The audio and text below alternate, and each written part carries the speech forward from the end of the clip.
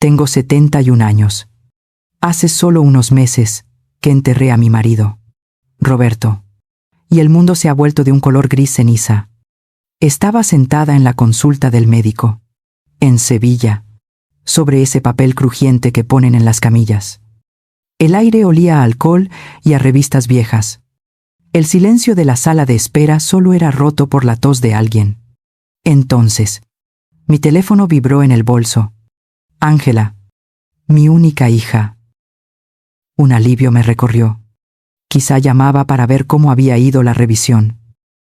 Ángela, hija, ¿estás bien? La pausa al otro lado fue demasiado larga. Mamá, te llamo para decirte que mañana nos vamos a Europa.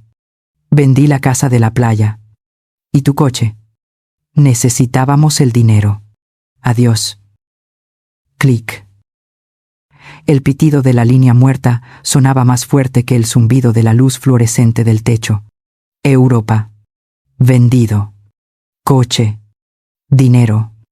Las palabras rebotaban en mi cabeza sin formar una idea coherente. El teléfono se sentía pesado y frío en mi mano. La doctora me llamó, pero no recuerdo qué me dijo. De alguna manera, salí de la clínica, pagué el taxi y llegué a mi piso vacío. Me senté en el sofá, con el abrigo puesto. Fue entonces cuando la niebla de mi dolor por Roberto se disipó lo suficiente como para dejar entrar la realidad. La reciente atención de Ángela, sus visitas casi diarias después del funeral. Mamá, quédate tranquila. Yo me ocupo de los papeles del seguro. Mamá, tienes que firmar esto. Es solo para los impuestos de la casa de Málaga. No te preocupes. Firmé todo lo que me puso delante. Estaba tan perdida en mi propia pena que no vi la depredadora que tenía delante. No era preocupación lo que la movía. Era estrategia. Y lo que vendió no eran solo cosas. La casa de la playa. La compramos Roberto y yo con el dinero de nuestra boda. Hace 45 años. Era el lugar donde Ángela dio sus primeros pasos sobre la arena. El olor a sal y a los pinos del jardín, eso era mi vida. Y la camioneta. La vieja camioneta de Roberto. La adoraba. Pasó el último fin de semana antes de entrar al hospital limpiándola, aunque apenas podía tenerse en pie. Eran reliquias. Eran mi conexión con él. Y ella las había vendido como quien vende muebles viejos. Me levanté. Mis piernas temblaban. Fui a nuestro dormitorio. El lado de Roberto en el armario seguía intacto. Su ropa. Sus zapatos alineados. El dolor me golpeó de nuevo, dejándome sin aire. Me senté en el borde de la cama, y entonces lo recordé. Fue como un destello. 3 días antes de morir. Su mano, tan pálida y delgada, buscando la mía. Metió un sobre en mi palma. Su voz era un susurro. Antonia, cariño, abre esto. Solo cuando estés lista. Creí que era una carta de despedida. No había estado lista para leerla. Hasta ahora. Estoy lista, Roberto. Fui a su escritorio. El último cajón de la derecha. Allí estaba. Un sobre grueso, de color manila. Mi nombre, escrito con su inconfundible letra firme. Mis manos no me respondían bien, pero conseguí rasgar el papel. Dentro no había una carta de amor. Había papeles. Muchos papeles. Documentos legales. Títulos. Y debajo de todo, sí, una carta manuscrita. Varias páginas.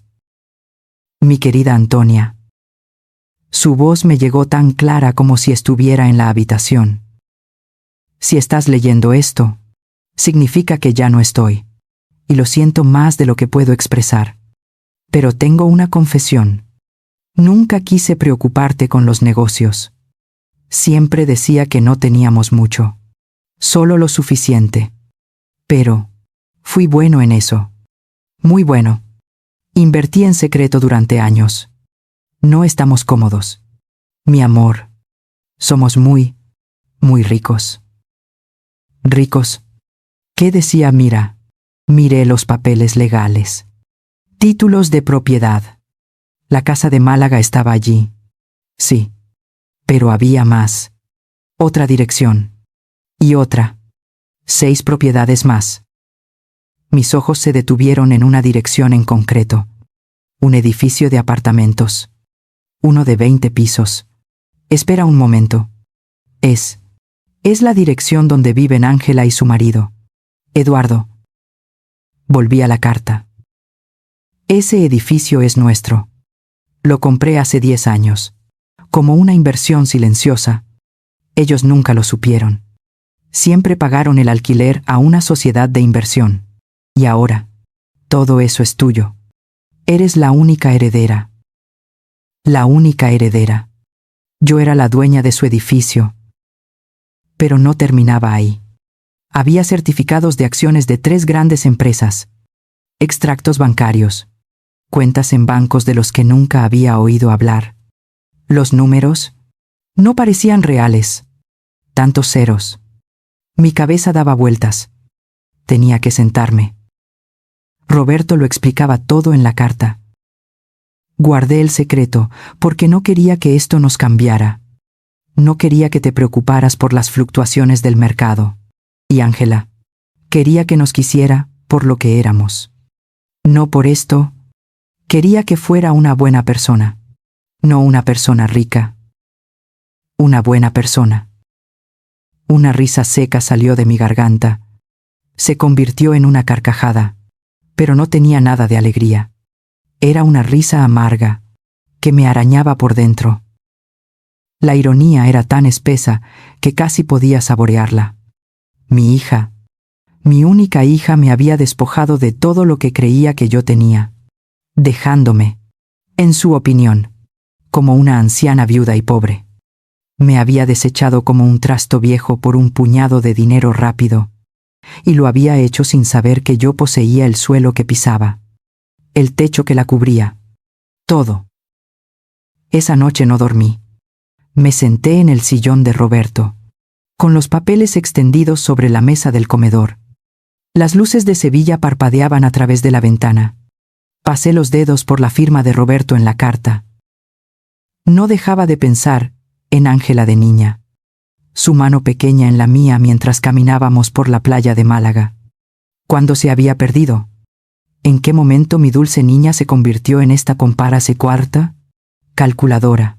Esta extraña fría que vendería la memoria de su padre y abandonaría a su madre sin pestañear. El reloj de la pared marcaba las horas, pero yo no lo oía. Solo sentía el peso de esos papeles en mi regazo. Amaneció. La luz grisácea de la mañana se filtraba por las persianas, dibujando rayas en la alfombra. Yo seguía en el sillón de Roberto. Los papeles seguían sobre la mesa. Mi espalda estaba rígida como una tabla y un sabor amargo a café frío me cubría la lengua. El piso estaba en completo silencio. Justo cuando empezaba a recoger los documentos, sintiendo el peso de cada hoja, el teléfono sonó. El sonido me atravesó como una aguja. Miré la pantalla. Ángela. Dejé que sonara 3 veces.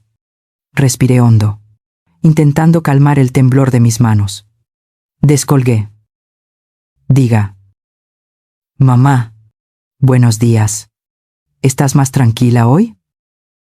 Su voz. Era una voz que no reconocía, cubierta por una capa de falsa dulzura, como miel sobre algo podrido. Era la voz que usaba de niña cuando sabía que había hecho algo malo, pero quería un dulce. Hola, Ángela. Mira, sé que lo de ayer fue un poco repentino, un shock, pero lo hice por nosotros, por la familia, y quiero que sepas que me he ocupado de ti. Acabo de hacerte una transferencia. Es el 30% de la venta de la casa. Es mucho dinero. Mamá, ha sido muy generoso de mi parte. Generoso. Usó esa palabra. Generoso. Por vender 45 años de mi vida. Eduardo dice que esta oportunidad de negocio en Europa es única. Cambiará nuestras vidas. Y no te preocupes por nada. Cuando volvamos, te lo prometo, te buscaremos un apartamento pequeñito, algo mono, ¿sabes? Más adecuado a tus necesidades. Ya no necesitas tanto espacio tú sola. Un apartamento pequeñito, adecuado a mis necesidades. Como si fuera un mueble viejo que hay que arrinconar. Como si fuera un perro que ya no sirve. Y entonces, algo burbujeó en mi pecho. Empezó como un cosquilleo y subió por mi garganta. Me reí. No fue una risa alegre. Fue un sonido seco, áspero, oxidado. Un sonido que me sorprendió incluso a mí. Hubo un silencio al otro lado de la línea. Mamá, ¿te estás riendo? Su voz ahora era desconfiada, fría. No, hija, no es nada. Es solo la tos. Esta alergia de Sevilla. Bueno, como sea, el dinero ya debe estar en tu cuenta. Tenemos que irnos al aeropuerto. Te llamaré cuando lleguemos y estemos instalados. Clic. Colgó. La arrogancia. La estupidez. Se creía tan lista. Encendí el viejo ordenador de Roberto en el escritorio. Hacía meses que nadie lo tocaba. Entré en la página del banco. Mis manos se movían con una lentitud extraña. Allí estaba. Una transferencia recibida. Vi la cantidad. 30.000 euros. El aire abandonó mis pulmones. 30.000 euros. Esa casa. En primera línea de playa en Málaga. Con el jardín que Roberto había cuidado con sus propias manos. Valía, como mínimo, 10 o 12 veces esa cantidad. La había malvendido. La había regalado para conseguir dinero rápido para su oportunidad de negocio. Sentí un fogonazo de rabia tan intenso que tuve que agarrarme al borde de la mesa. Mi primer impulso fue llamar a la policía, denunciarla por fraude, arrastrarla ante un juez. Pero me detuve. Respiré. ¿Y qué conseguiría? Verla humillada, quizás en la cárcel. No. Roberto no habría querido eso. Y yo no quería solo venganza. Quería justicia. Y quería algo más. Quería educación. Ella necesitaba aprender. Recogí todos los papeles de la mesa. La carta de Roberto. Los títulos de propiedad. Los extractos bancarios. Los metí con cuidado en el maletín de cuero de mi marido. En la carta, mencionaba el nombre de su abogado. Señor García. Busqué en la agenda de Roberto. García y Asociados. La dirección estaba en el centro. Me di una ducha rápida. Me puse el mejor traje sastre que tenía, uno de color gris marengo, y pedí un taxi. La oficina del señor García olía a madera pulida, a libros viejos y a confianza. Era un despacho oscuro, lleno de estanterías hasta el techo. El propio señor García era un hombre de mi edad, quizás algo mayor, con unas gafas gruesas y un traje impecable. Me miró por encima de las gafas cuando la secretaria me hizo pasar. Señora Antonia, qué sorpresa. Lamento profundamente lo de Roberto. Era un gran hombre. Un cliente. Muy listo. Gracias, señor García. Vengo porque Roberto me dejó esto. Puse el maletín sobre su enorme escritorio de caoba. Lo abrió. Lo primero que vio fue la carta manuscrita. Sus cejas desaparecieron por encima de la montura de las gafas. Luego empezó a sacar los papeles, uno por uno. Sus ojos se abrían más con cada documento. Vi cómo su respiración se aceleraba un poco. Pasó casi 10 minutos en silencio. Solo el sonido del papel al moverse. Finalmente, se reclinó en su sillón de cuero, que crujió. Me miró fijamente. Dios mío. Antonia, ¿usted sabía algo de esto? No. Nada. Lo descubrí anoche. Entonces le conté todo. La llamada de Ángela, la venta de la casa de Málaga, la camioneta, la transferencia de 30.000 euros. El rostro del señor García pasó de la sorpresa a una máscara de piedra. No dijo nada. Descolgó el teléfono. Marta, búscame el registro de la propiedad de Málaga, número 38, y comprueba el estado de un poder notarial a nombre de Antonia. Colgó y me miró. Ella usó un poder que usted le firmó, ¿verdad? Un poder general. Seguramente. Cuando usted estaba de luto y no sabía lo que firmaba. Asentí, sintiendo una ola de vergüenza por mi propia ingenuidad. Es un fraude de libro. Antonia, podemos anular esa venta ahora mismo. Podemos denunciarla por estafa agravada. El tic-tac de un gran reloj de pared llenaba el silencio de la oficina. Podía oír mi propio corazón latiendo con fuerza. No. El señor García parpadeó. ¿Cómo dice? No quiero denunciarla. Todavía no. Me incliné hacia adelante. Quiero que anule la venta de la casa de Málaga. En secreto. Quiero recuperar mi casa. Pero no quiero que ella se entere. Aún no. El abogado me estudió. Se quitó las gafas y las limpió con un pañuelo. Y quiero que me ayude a tomar el control legal y absoluto de todos los demás activos. Las acciones. Las cuentas. Y especialmente, el edificio de apartamentos donde vive ella. Quiero que todo esté a mi nombre. Listo para actuar. El señor García se volvió a poner las gafas. Una lenta sonrisa empezó a dibujarse en su rostro. Vio la jugada. Eso llevará algo de trabajo. Traspasos. Juntas de accionistas. Pero es perfectamente posible. Y lo más importante, señor García. Le miré directamente a los ojos. Nadie puede saberlo. Absolutamente nadie.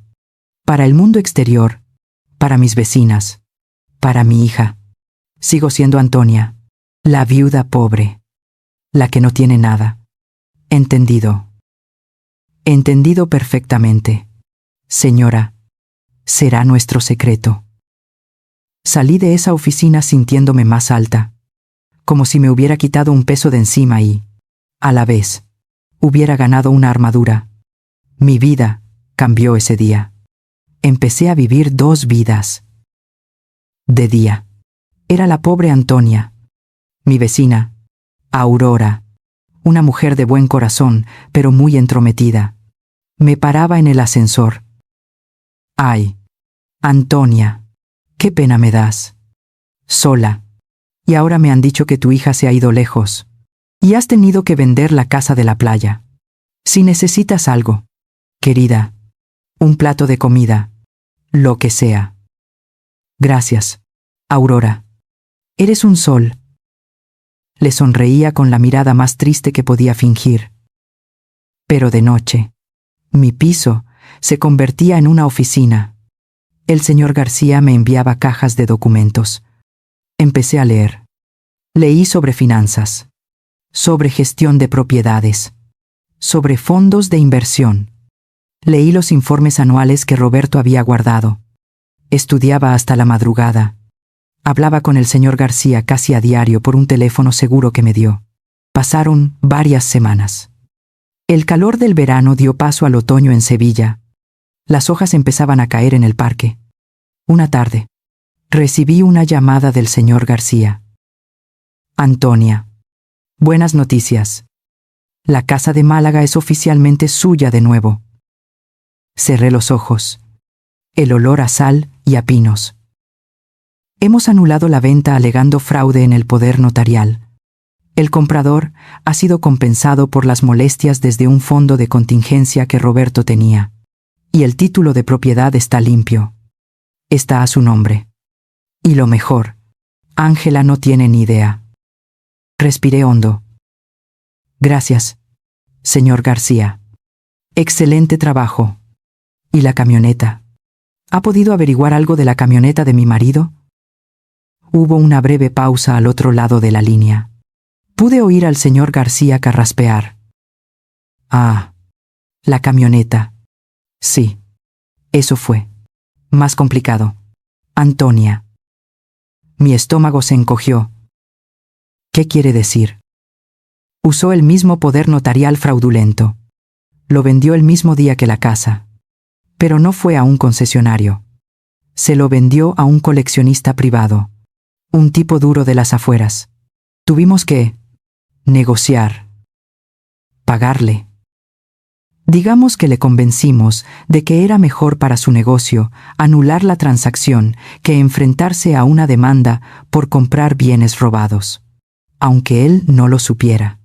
Tuve que pagarle una cantidad considerable, más de lo que valía la camioneta, para asegurar su silencio y cooperación. Pero la hemos recuperado. Cerré los ojos. El olor a tabaco de pipa de Roberto y a su loción de afeitar. Todavía debía estar impregnado en la tapicería. No importa el precio. Gracias, señor García. ¿Dónde está ahora? Está en un almacén vigilado en Sevilla. A su disposición, cuando usted la necesite. Seguimos trabajando. Las semanas se convirtieron en un mes. Y luego en 2. Yo ya no era la viuda temblorosa que había entrado en su despacho. Ahora entendía los informes de la bolsa. Entendía los balances de las propiedades. Inversiones, Roberto. S.L. Ya no era un nombre misterioso. Era mi empresa. Una tarde, mientras revisaba los informes de mantenimiento del edificio de Ángela, volvió a llamar el señor García. Su voz no era la habitual, tranquila y profesional. Sonaba tensa. Antonia, tenemos algo. Mientras consolidábamos el control total de los activos del edificio, hemos descubierto algo. O, mejor dicho, su yerno nos ha facilitado el trabajo. Eduardo. Parece que su yerno tiene problemas. Grandes problemas. Deudas de juego. Préstamos personales con intereses altísimos. Un auténtico desastre financiero. ¿Y qué tiene que ver eso con el edificio? Tiene todo que ver. Hace 3 días, Eduardo intentó usar el apartamento donde viven. Su apartamento. Antonia, como garantía para un préstamo de emergencia. Un préstamo muy grande. Un escalofrío me recorrió la espalda. Pero, él no es el dueño. No puede hacer eso. Exactamente. Es un fraude. Ha estado falsificando documentos. Pero ahora que usted tiene el control total de la sociedad, ahora que mi firma está en todos los papeles, los bancos han detectado la irregularidad. El castillo de naipes de su yerno se va a derrumbar. Antonia. Y va a ser muy pronto. Me quedé en silencio, mirando por la ventana la vida de la calle. Coches pasando. Gente riendo. Mi propia hija, cómplice de un estafador. Usando mi dinero, mi casa, mi vida, para escapar. Señor García. Dígame, Antonia. Prepare los papeles. ¿Qué papeles? Quiero que inversiones, Roberto. S.L. Envíe una notificación oficial de desalojo a ese apartamento. Hubo un silencio al otro lado. Pude imaginarlo quitándose las gafas. ¿Bajo qué concepto? Impago del alquiler. Actividad fraudulenta. Lo que sea legalmente más rápido y más firme. Quiero que reciban esa carta. Quiero que la vean. Entendido. Antonia. Lo pondré en marcha de inmediato. Unos días después, me encontré a Aurora, mi vecina, junto a los buzones. Su cara era una mezcla de emoción y falsa compasión. Antonia, querida. Ay, qué disgusto tengo. No te vas a creer el último cotilleo. Intenté poner mi mejor cara de viuda afligida. ¿Qué pasa, Aurora? Mi prima, ya sabes, la que vive en el mismo edificio que tu Ángela. Me acaba de llamar. Dice que el marido, Eduardo, es un estafador, un sinvergüenza. ¿Qué dices? No hay ningún negocio en Europa. Antonia. Nada de nada. Todo era mentira. Se rumorea que debía dinero por todas partes, aquí en Sevilla, y que lo de Europa era solo una excusa para huir de los acreedores, para escapar. Y se llevó a tu pobre Ángela con él en esa mentira. ¡Qué vergüenza! Por Dios. Asentí, dejando que mis hombros cayeran un poco. ¡Ay, Aurora! ¡Qué disgusto me estás dando! Mi pobre hija. No puede ser. Pobre Ángela. Sí. Así que la gran oportunidad era huir. Y usaron el dinero de mi casa, de la camioneta de Roberto, para financiar su fuga. El frío en mi estómago se hizo más intenso. Ahora solo quedaba esperar. La notificación de desalojo estaba enviada. Los bancos estaban alertados. Eduardo era una rata acorralada en un país extranjero. El silencio de Ángela fue total durante casi 3 semanas. Ni una llamada, ni un mensaje. Hasta que, una tarde de martes, llovía. El cielo de Sevilla estaba gris, y el agua golpeaba mis ventanas. El teléfono sonó. No era el número de Ángela. Era un número desconocido, internacional. Mi corazón dio un vuelco. Descolgué. Diga. Silencio. Solo el sonido de alguien respirando, entrecortadamente. Un sollozo ahogado. Diga. Dunadar. ¿Dunadar?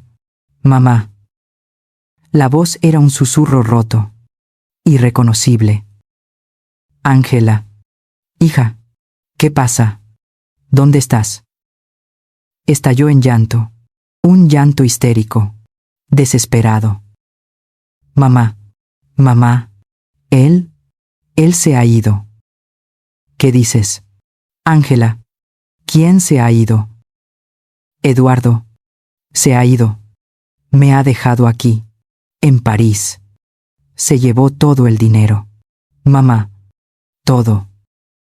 El teléfono se sentía resbaladizo en mi mano. Me dijo que iba a cerrar el trato. Y no volvió. Desapareció. Se llevó el dinero de la casa. Se llevó todo.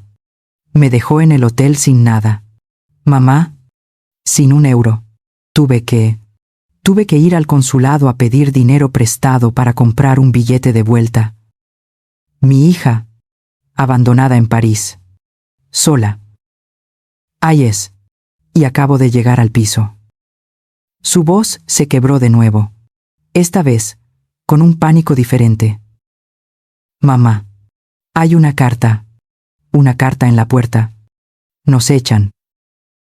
¿Qué carta? Ángela. Una orden de desalojo.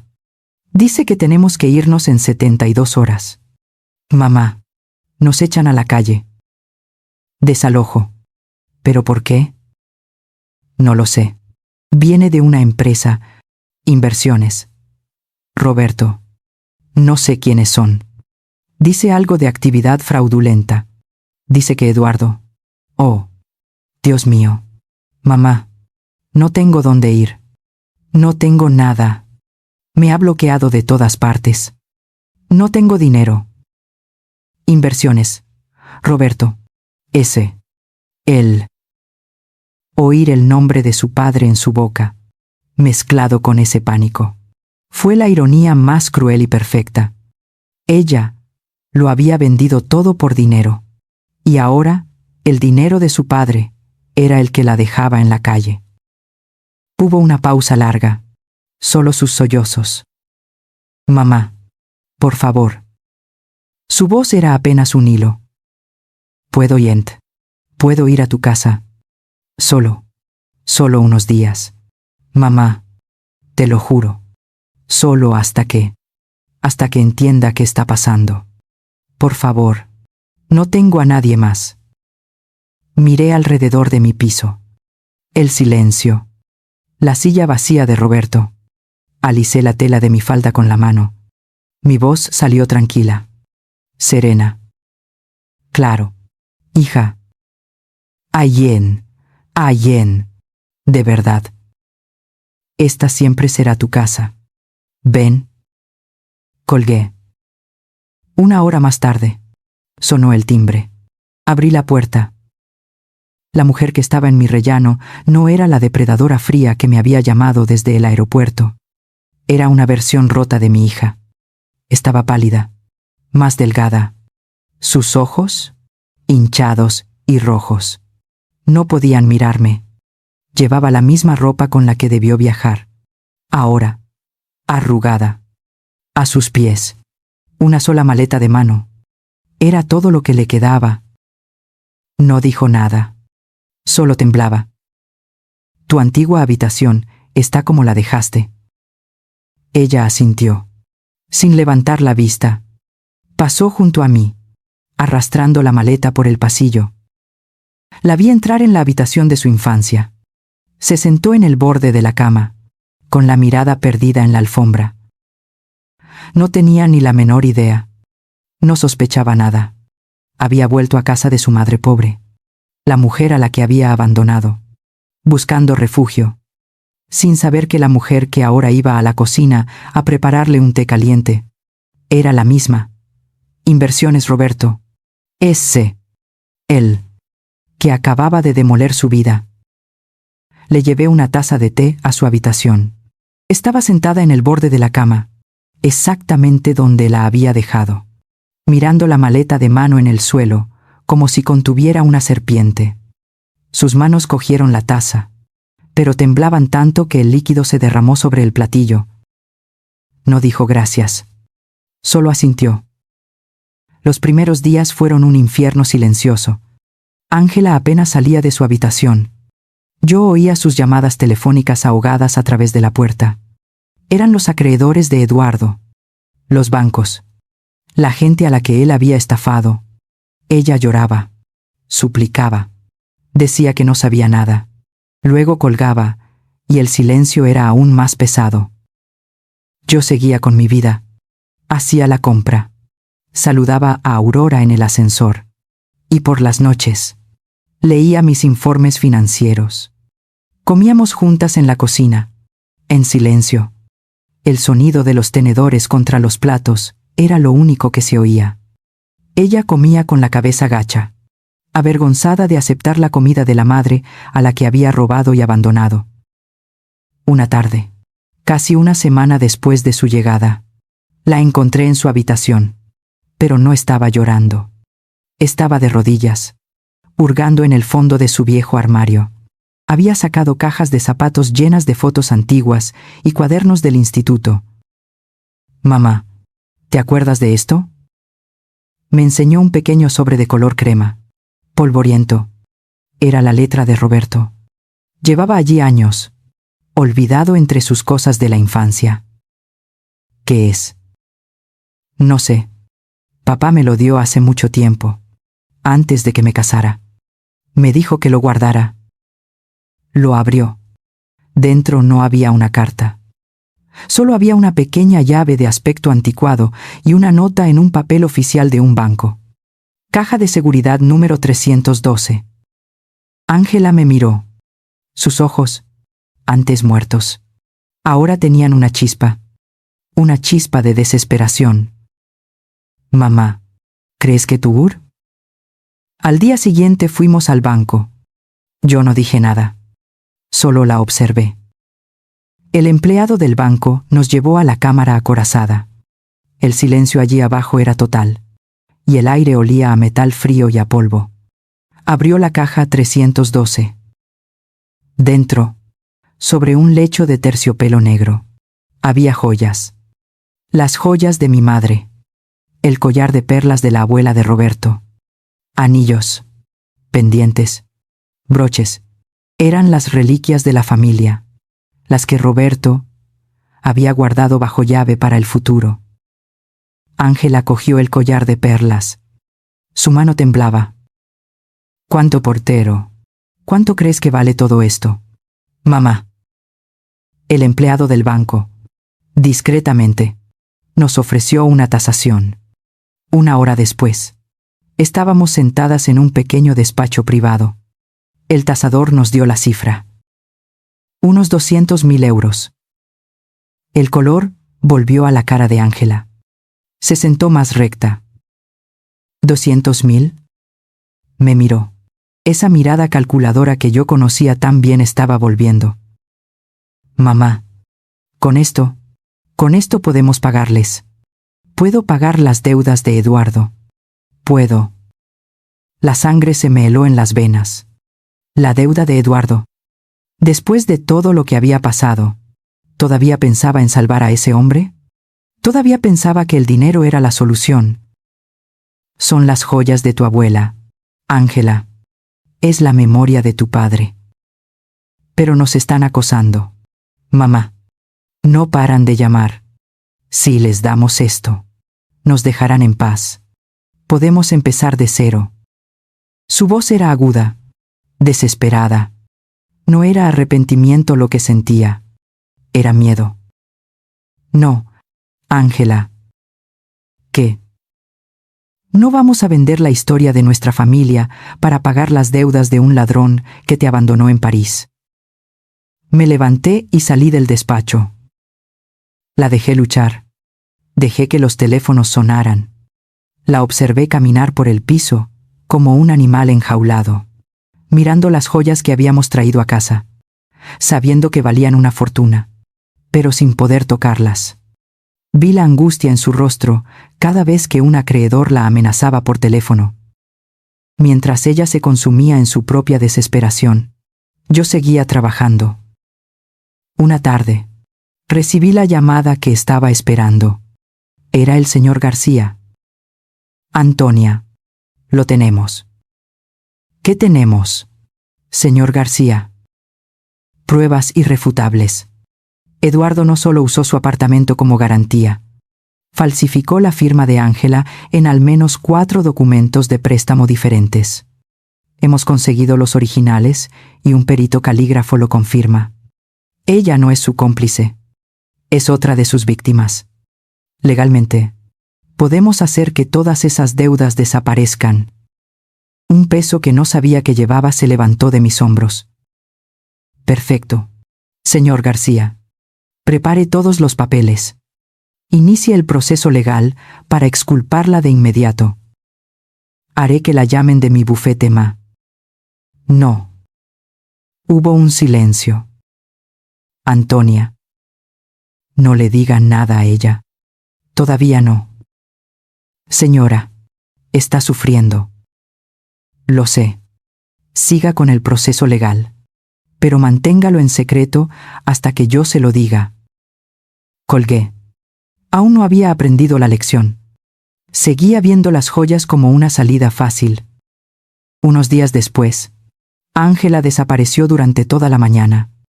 Volvió a la hora de comer. Estaba pálida, pero había una determinación extraña en su rostro. Se sentó a la mesa y apenas tocó la comida. Mamá. Levanté la vista del periódico. He encontrado un trabajo. Me sorprendió. ¿Un trabajo? ¿De qué? Ella bajó la mirada a su plato. Limpio oficinas. Por la noche. Empiezo esta tarde. No dije nada. Solo asentí. Esa noche, la oí salir. La puerta se cerró con un clic suave. Volvió pasadas las 3 de la madrugada. Oí el agua de la ducha. Cuando me levanté por la mañana, ella ya estaba dormida. Así empezó su nueva vida. Las primeras semanas. Volvía agotada. Sus manos, antes cuidadas y con manicura, se volvieron ásperas, con pequeños cortes y las uñas rotas. El olor a productos de limpieza, a lejía y a cera de suelo. Se aferraba a ella incluso después de la ducha. A veces hablaba de su trabajo. Hay una mujer allí, la señora López. Es amable conmigo. Me enseña cómo usar la máquina pulidora. Dejó de hablar de Eduardo. Dejó de mirar las joyas. Dejó de saltar cada vez que sonaba el teléfono. Simplemente trabajaba. Dormía. Comía en silencio. Y volvía a irse a trabajar. El orgullo y la arrogancia habían desaparecido. Lo que quedaba era una cáscara de persona, pero una cáscara que se estaba reconstruyendo con algo sólido. La vi fregar mis suelos un sábado por la mañana. ¿Qué haces, Ángela? Están sucios. ¿Pero si es tu día libre? No puedo seguir viviendo aquí gratis. Mamá, no es justo para ti. Y entonces lo supe. Había tocado fondo. El fondo real. No el fondo falso de París, sino el fondo de la vergüenza y el trabajo duro. Estaba lista. Ángela, mañana por la mañana tenemos una cita. Me miró con miedo. Sus ojos se abrieron de par en par. ¿Una cita? ¿Con quién? Es por el desalojo. Con el señor García. A las 10. Se pasó la noche en vela. Lo oí. Pero a la mañana siguiente, estaba lista, vestida con la mejor ropa limpia que le quedaba. Volvimos a esa oficina que olía a madera pulida y a confianza. El señor García nos recibió con una leve sonrisa. Señorita Ángela, siéntese, por favor. Ángela se sentó en el borde de la silla, con las manos juntas tan fuerte que sus nudillos estaban blancos. Tengo 2 noticias para usted. La primera, sobre sus problemas financieros. Mi bufete ha estado investigando. Hemos descubierto pruebas irrefutables de que su exmarido falsificó sus firmas. Usted no es responsable de ninguna de sus deudas. A partir de hoy, legalmente, está limpia. Ángela soltó un sollozo que pareció salirle del fondo del alma. Se tapó la cara con las manos y su cuerpo se sacudió. Gracias. Oh, Dios mío. Gracias. El señor García esperó pacientemente. La segunda noticia es sobre su situación de vivienda. Concretamente, sobre inversiones. Roberto. Es él, la empresa que emitió la orden de desalojo. Ángela levantó la vista, secándose las lágrimas, confundida. Sí. Me gustaría presentarle a la única propietaria y presidenta de esa sociedad. El señor García hizo un gesto con la mano. Hacia mí. Ángela giró la cabeza tan rápido que creí que se iba a hacer daño. Su mirada se clavó en la mía. Confusión. Incredulidad.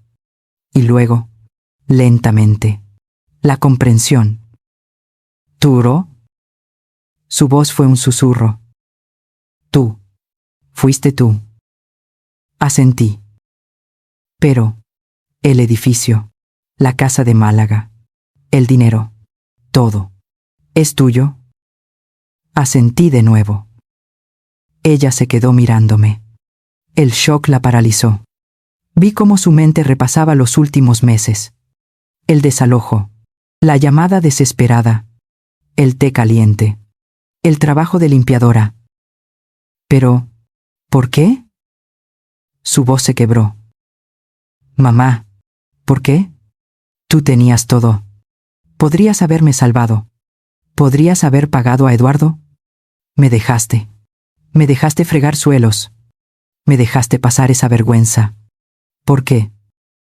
Me incliné hacia adelante, con la misma calma con la que le había servido el té aquella primera noche. Porque tenías que aprender el valor de las cosas que habías perdido. Porque el dinero de tu padre no podía salvarte esta vez. Tenías que aprender a salvarte a ti misma. Se hizo un silencio absoluto en el despacho. Solo el tic-tac del reloj de pared. Ángela no lloró.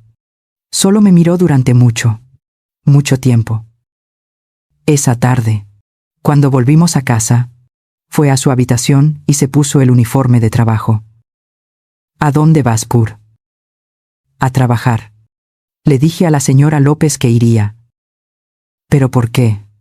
Ya no lo necesitas. Ella me miró desde la puerta. No. Creo que sí lo necesito. Y se fue. Siguió trabajando allí.